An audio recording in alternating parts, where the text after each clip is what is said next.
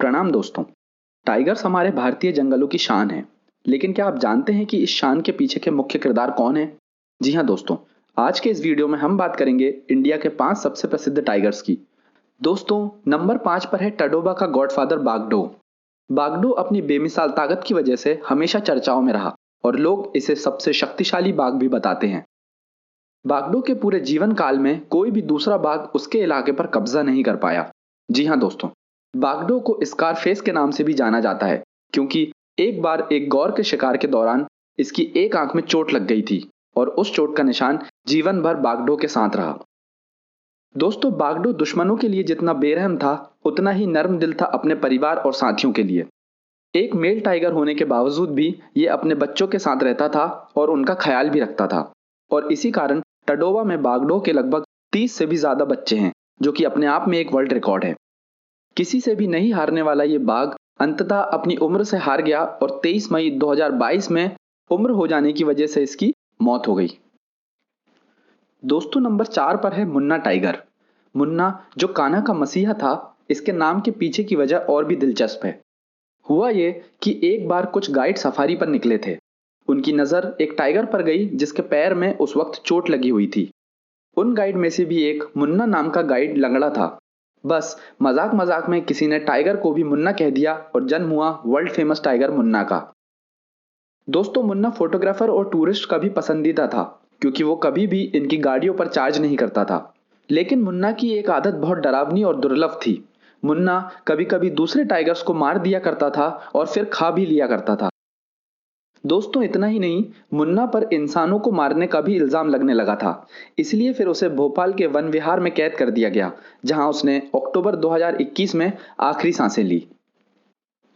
हमारी लिस्ट में अगला नाम है T15 का। दोस्तों, इसे कॉलर वाली के नाम से भी जाना जाता है, क्योंकि 2008 में इस बाघिन को बेहोश कर कर रेडियो कॉलर पहनाया गया था, ताकि इसकी हरकतों पर नजर रखी जा सके और रिसर्च भी की जा सके। हाल ही में हम सबको छोड़कर चली जाने वाली इस बाघिन को सुपर मॉम भी कहा जाता था, क्योंकि इस मादा ने अकेले ही एक दो नहीं बल्कि पूरे 29 बच्चों को जन्म देकर पेंच नेशनल पार्क की रौनक बढ़ा दी है। दोस्तों, नंबर 2 पर है भारत का हल्क कहा जाने वाला टाइगर जय। अब आप सोच रहे होंगे कि इसका नाम जय कैसे पड़ा। बहुत समय पहले नागजिरा में दो शावकों ने जन्म लिया। उस समय शोले मूवी का चलन था, तो शोले मूवी से इन दोनों को नाम मिला जय और वीरू। दोस्तों, मात्र 6 साल की उम्र में ही जय भारत का सबसे ताकतवर टाइगर बन चुका था। जय कभी मेरा इलाका या तेरा इलाका पर भरोसा नहीं करता था और जहां भी जाता था उसे अपना ही इलाका बना लेता था। इसी एटीट्यूड के चलते जय ने पूरे 150 किलोमीटर का सफर तय किया और नागजिरा से उमरैत पहुंच गया। लेकिन हर किसी की जिंदगी में सब कुछ बस अच्छा नहीं होता। बात है अप्रैल 19 2016 की, जब एक खबर में पता चला कि जय लापता हो गया है।